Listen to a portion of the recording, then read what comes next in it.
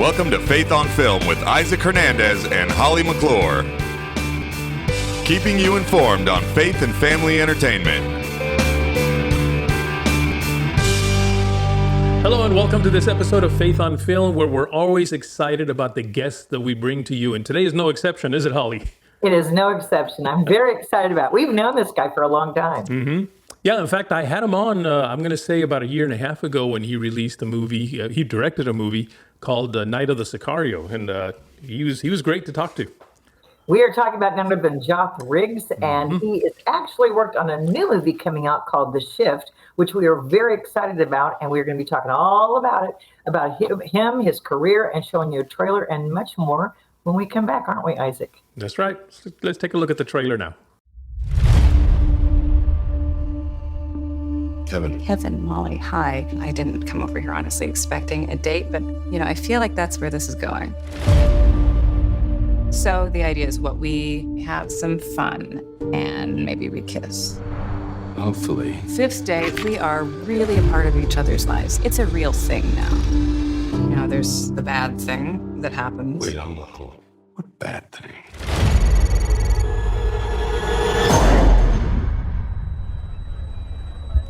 Hey, you're okay.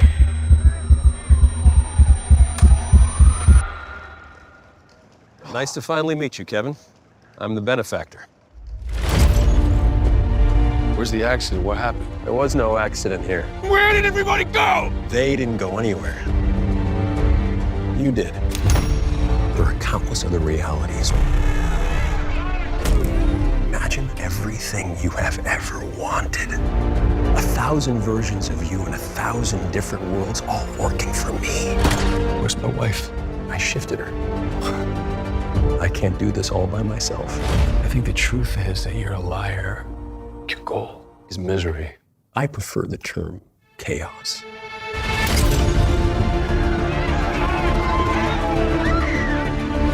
I've seen a bunch of people like us out there looking for a little hope. You're still trying to find that wife of yours. You're clinging, scraps of rumors. I'll find my mom. I don't think the benefactor's gonna shift you back to your wife because you asked nice. I won't ask nicely. I will find a way.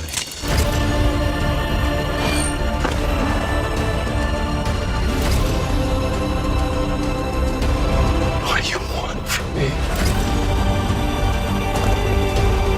Work for me and get back with the woman that you love.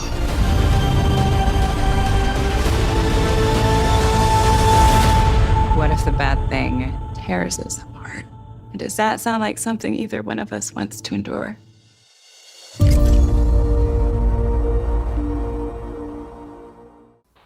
Isaac and I are very excited about our next guest because we've known him for years. In fact, I've worked on movie sets with him while he was doing his job.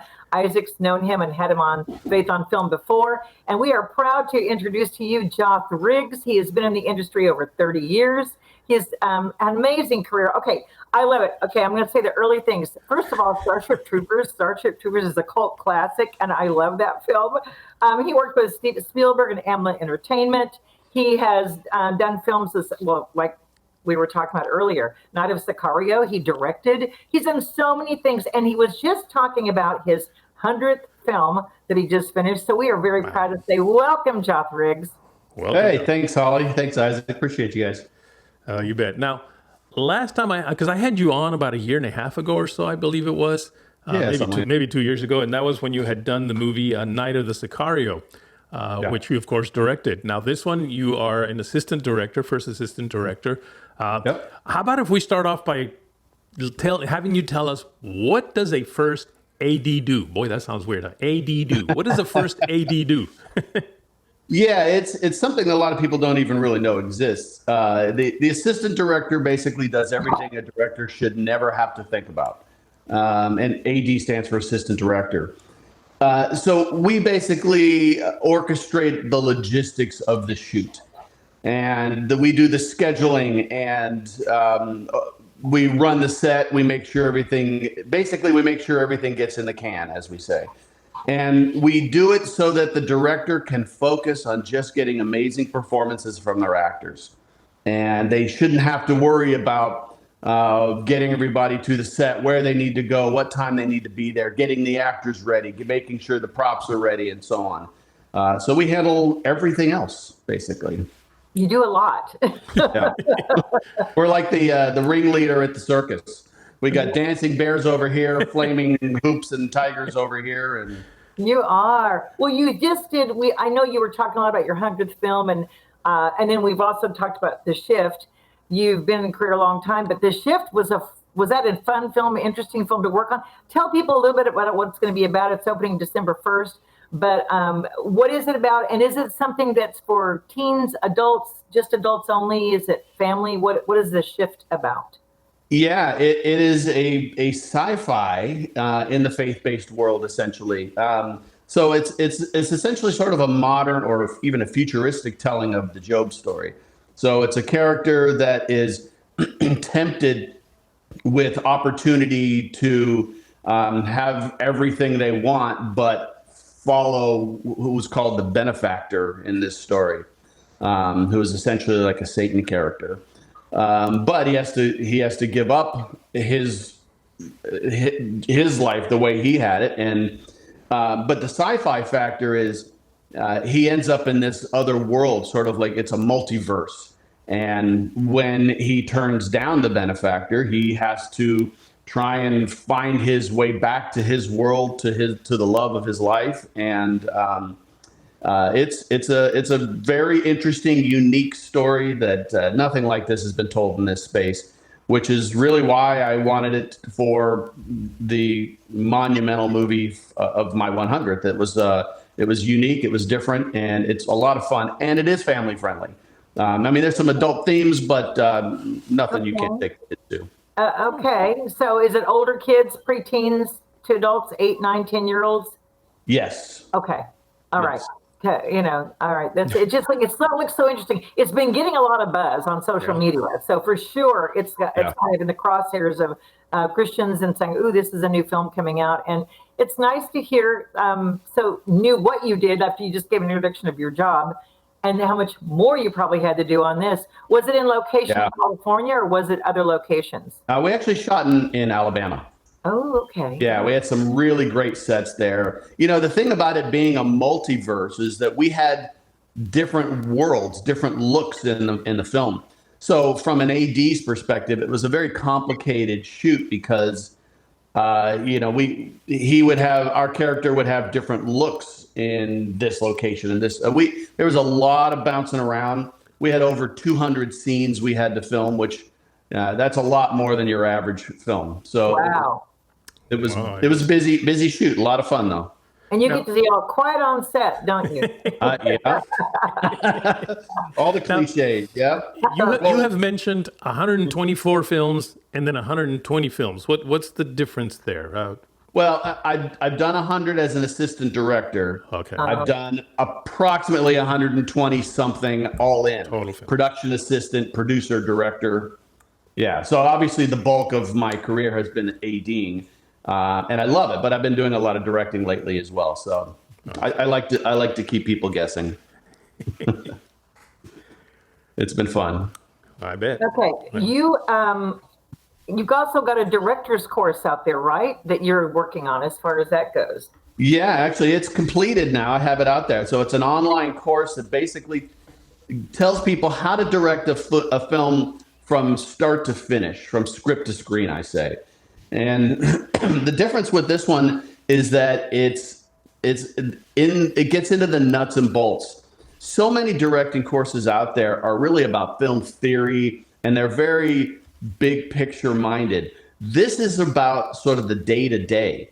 You know, what's the first thing you do when you land on set each day? What's the second thing you do? You know, when you're shooting a scene, in what order should you shoot scenes? How do you get your coverage? You know, there's thousands of little details that are rarely talked about in directing courses. They tend to paint with really broad brushes. And so this is for all those people who say, gosh, I mean, I know what I want. How do I get there? You know, what are the little details that I need to know to get my film done? From the concept point where you start to come up with the story, all the way through to delivery and the red carpet. So it's very thorough. Wow. Has anybody have you had people go to your course and then now they're doing something or working on a film and they owe it all to you for telling them about it? Well, I mean, I won't say owe it all to me, but honestly, Brock Heasley, the director of The Shift, took my course. Oh my This God. is actually his first feature film, and he took my course before directing The Shift. But I have had, I've had lots of students, and I've had lots of people that have gone on to direct films that have credited my course. Yeah. So would there be an opportunity for somebody who took your course, for instance, that you would then bring them along as sort of a, I don't know, somebody to, be alongside with you as maybe you're working on a film? As an intern? Well, as an intern. I mean, I'm always open to internships in general. The big thing for me is that I travel a lot, so it usually depends on where we are. But yeah, I mean, I'm always open to that. I also have an opportunity through my website, which is directingyourmovie.com, to come on and consult on a film. So if somebody, and I've done that as well, for new directors that kind of want somebody to sort of walk them through it as they go, as they're directing. I do that as well. So, yeah, so some people like having the security of somebody right there who's, been down this road a whole bunch of times. And so there's a lot of different opportunities for involvement on productions. Your career, I know Isaac and I were talking earlier, your career spans over 30 years. And, when you started off, I was reading earlier, you were working for some bigger studios. You worked on sitcoms, Dr. Quinn, Medicine Woman. You've worked on several different TV sitcoms as well as films, and then you've worked on faith-based films and numerous ones of those. It doesn't seem to have hurt your career with the secular and faith-based. You've got enough talent there that I think people are seeing it. Can you tell us a little bit about your journey and how, like when you started off, did you start off thinking you were going to be doing what you're doing now? Did you know that then? Well, to be honest with you, yeah, I thought that I was going to do faith-based films. But when I started 31 years ago, actually, there weren't any. They didn't exist. It just wasn't really a thing. And so I tried to find opportunities wherever I can get them. Funnily enough, I actually did do a series of films for Focus on the Family Films. Back in the early 90s, they had a film division that they since shut down. It might even be back again, but I did a series called The Last Chance Detectives as a production assistant. And but that was really all I could find in the faith-based world back then. You're so right.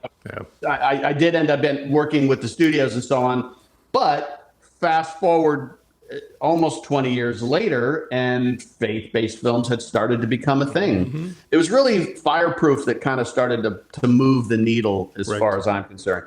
That was the one that started getting people thinking they could do it. Now, here's the other difference is over that period of time, the barrier to entry in film had dropped dramatically because we were no longer shooting on 35 millimeter celluloid Panavision cameras. Now you're shooting with digital cameras that are much more affordable. And you don't necessarily have to make something that can go play in theaters now. We have streaming as an opportunity. So all of these things have allowed the market outside of Hollywood to start bringing product, which is why our faith-based film community has gotten so much bigger and stronger as a result. Yeah. So it's allowed me to stay busy doing faith-based stuff. I've seen people literally shoot an entire film with this right here. Yeah. Which is pretty amazing. It's true. Yeah, the lenses on these things are amazing. I mean, there's limitations, obviously, but you know what? If you're creative enough, you can really shoot something really nice with these things.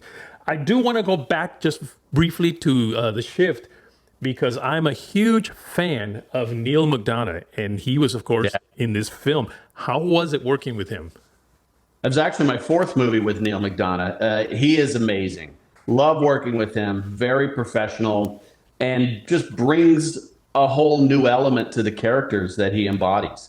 And it's a great pleasure. And it's also fun, in his case, he does a lot of bad guy characters in his career. And, it's fun getting to know him as a person. He's a very warm, loving family man. and then you call action and he turns on another character, so it's a lot of fun to watch, but he's a great professional. He's really, he's one of those that's been on Yellowstone. I mean, he's been on everything and played these characters. Yeah. And he came out last year and said he was doing even his own production company in Florida, last we heard. And that he felt it was important to, first of all, was it that he doesn't kiss another woman? I'm trying to remember what it's That's about. what I had read, yes. Yeah, he doesn't kiss another woman, and he tries not to use profanity. And I just love that because he plays these bad characters, but if you really watch it, he does it with such skill, he doesn't do any of that. So it's interesting. Yeah. He's got some great lines of, integrity and it's great because it adds so much to the characters because he finds other ways to bring the performances, so yeah, it's great fun to watch. Well, Joth, are you going to be trying to get more into directing, and how hard is it to be a director or get in mainstream to be a director? Well, what's interesting is that as an assistant director, I'm not really responsible for the content. I'm just responsible for making it all work. As a director, I have a much higher standard on the kind of product that I want to be involved in because, the content is on me, so to speak, right? And the delivery and the performances. So I turn down a lot more than I take as a director, because I want it to be a really great film. And so it's got to be a great script. It's got to be great on the page if you ever expect it to be great down the road. It's got to have great story, plot, character, and so I'm constantly on the hunt for good stuff. I'm writing a script right now as we speak, and some exciting stuff in the future. What's You're that a writer about? too. Can you share? Yeah, can you share? You got some new things coming up? Well, I have an action thriller that we have in development, and then the one I'm writing is similar. It's actually about a hitman who develops a conscience. Ooh. So that'll be an interesting one. I'm looking forward to that too. Yeah. Now, Joth, I don't know if you remember this, but you and I were on a panel, 3 years ago or so at the International Christian Film Festival in Florida. And I don't know if you remember one of the comments that I made that I had not planned on making. It just sort of came out. And that was that I mentioned that producers should maybe start thinking about doing Christian horror movies. Do you remember that? And first of all, everybody wanted, I think, to throw me off the stage. They looked at me like, what in the world is this guy saying? I've since changed it to thriller. And I say that because you just mentioned thriller, because when I say horror, people just seem to freak out. What is your thought on that? I mean, do you think that we need more of those thrilleristic horror type films, but with a Christian message, a message of redemption? Well, to be honest with you, we need more genre films in the faith-based. Yes. They shouldn't all be the same kind of movie, which is one reason I really like The Shift. It's sci-fi. That's unique. Thrillers and action and suspense. I mean, those are all great storytelling tools that faith-based filmmakers are underutilizing. Those are all great ways to tell a compelling story. Now, you can still have similar themes and similar messages, but wrapped in a package of intrigue and excitement. That's the bottom line, is the movie has to be entertaining, especially if you have a message that you want to be effective. Right? It's no good if it's in a broken vessel, right? I mean, you want that message to be in a package of filmed entertainment so that the audience enjoys it and tells their friends and passes it along. And we got to do that by, I think, expanding our palette of interesting filmmaking and stories. Well, on that note, because pick about that, you and I have even talked about this before. What would you say, and you may not want to be blunt, but I wish you would. What would you say to Christian filmmakers now? How can they get better? Like, what are they doing that's wrong? How can they break out and do what you're talking about? Because everyone wants to be so safe and have the scriptures and have the message and have the redemption and have the end thing where everyone's saved. And, it's like, come on. And people that try to be brave, like Redeeming Love with Cindy Bond and other films, they get bashed for this or bashed for that. It's such a hard audience to please, but what would your suggestion be? Because you've been in it a long time and so experienced. What would you say? Yeah, admittedly, it is a fickle market. You do have to be careful, understandably. But basically, you've got to use more subtlety and nuance in your story. And, you understand the underlying themes, but that does not have to be, right on top, right on the surface, because if your viewers are spoon-fed, that's just not as interesting, right? People like to want to reach for something. They want to try and explore a topic and try and discover it. If you just shove it in their face, right? If somebody gives you food, you don't want them putting it in your mouth, right? You want to say, that looks good. I want to reach out and get that myself. See, now me as a viewer, I'm starting to own that material, right? I'm now invested in it.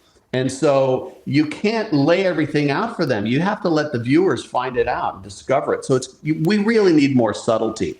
The other thing is, to be honest with you, faith-based filmmakers need to not be afraid of Hollywood.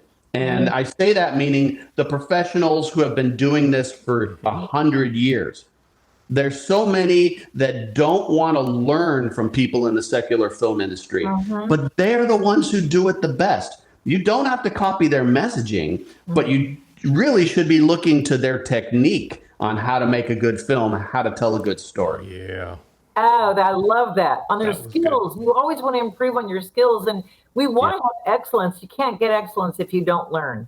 Yeah, and I always say, know enough to know you don't know enough. I like that. And I say that in my course because when I worked at Amblin Entertainment, I remember Steven Spielberg saying that he still studies the masters. Oh, wow. And he's the top of the game. And if he still thinks he has something to learn about filmmaking, we all do, for sure. We absolutely do. Isaac, did you want to say something? No, go ahead. Okay, I have to mention this. You do the most gorgeous pictures. I mean, the photos you put on Instagram, people go to his social media, and we're going to have to give that out because your photos that you do on shoots are breathtaking, each and every one of them. I would love to do a whole wall with some of the Western ones you've done and what you. Yeah, there's one right there, actually. That's... Yes. I'm not telling you. You folks, you can't believe me. Go to his website. Go to his Instagram. Go to Facebook, actually. Instagram drops into little squares because they tend to be very cinematic. Facebook's the place to go. Can people order them? Yeah, actually, yeah. And in fact, the person in that picture has that same thing on their wall as well. Yeah. If people want to reach out to me, I've sold dozens. In fact, Kingdom Story has a framed photo that I took on Jesus Revolution in their offices. Oh my gosh. Well, we are going at Capernaum Studios. You took several of the shoot you were on was it Bringing Back Christmas that you were on? Yeah. I think it was. And you had gorgeous ones. So we're going to put some of those and frame those and put them in the office because we're doing a Bringing Back Christmas tour at Capernaum. So it's interesting. So your photos will be featured as well because they're gorgeous. So I want to let you guys know you can order these pictures. Go to Facebook and sign up for his course. Again, Isaac, where can they sign up for his course? Well, it'll be right there in the bottom, Joth. Give it out, but I know it'll be right at the bottom of the screen. Directingyourmovie.com. Here we go. Did I go backwards? Directingyourmovie.com. It'll be right there. Right there. I saw some photos of you up in Alaska. Do you have a future film coming up there? I do. It's in the works. Of course, maybe your viewers would know right now that we're in a strike. So we are still kind of tiptoeing around our preparation, waiting for that all to come to a conclusion. But yes, there is something in the works. Now that would be an independent film, right? That's right. So in essence, we're not shooting, but we're not shooting. We're waiting for the strike to end. Yeah, but I saw some great pictures of Alaska, so I knew you had these gorgeous pictures, and that's usually what you're giving tips to where you're going to be doing the next film. So yeah, there's a lot of little clues in my social media. A lot of clues. Oh, we've loved having you on. I mean, this has been so informative, and this is going to help so many people interested in getting in filmmaking, but they kind of really don't, like you said, maybe know all that's involved. They can take your course, learn it, and come out and do movies like The Shift. That's so funny that he directed and he took your course. That's kudos to you, Joth. Kudos to you. Yeah. Thanks so much. Well, thanks so much for having this chat with me, guys. I love it. It's a lot of fun, and I love sharing it with others. We loved having you on. Thank you so much. And keep us in touch with your next film because we want to have you back talking about that too. Will do. Thanks, guys.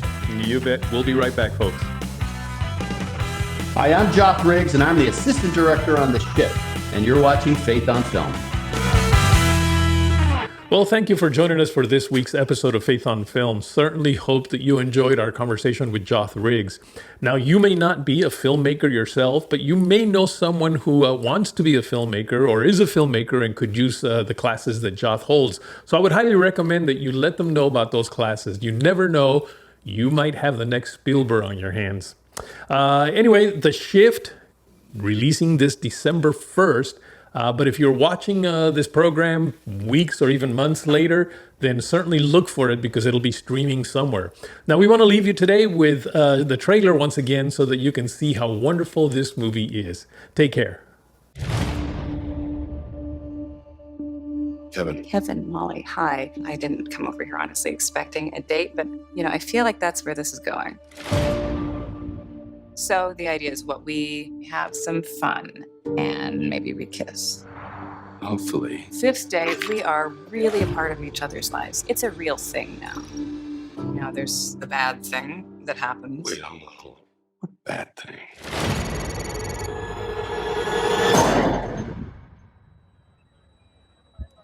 Hey, you're okay.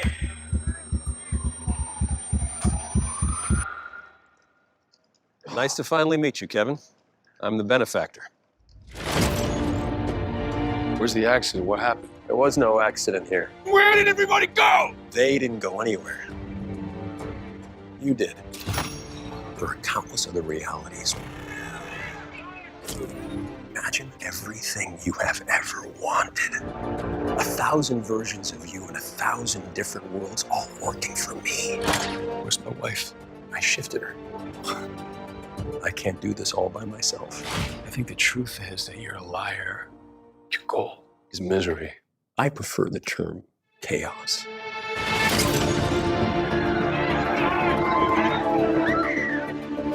I've seen a bunch of people like us out there looking for a little hope. You're still trying to find that wife of yours. You're clinging to scraps and rumors. I'll find my mom. I don't think the benefactor's gonna shift you back to your wife because you asked nice. I won't ask nicely. I will find a way.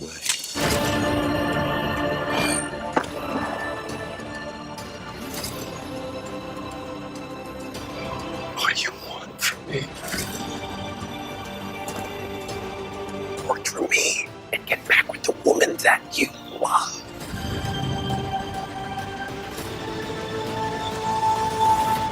What if the bad thing tears us apart? Does that sound like something either one of us wants to endure?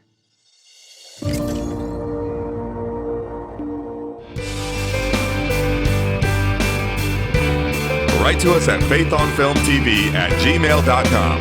That's faithonfilmtv@gmail.com. Follow us on Facebook, Instagram, and Twitter at Faith on Film TV. Also, go to our YouTube channel, Faith on Film TV, and hit the subscribe button and the bell for notifications on our latest Faith on Film shows.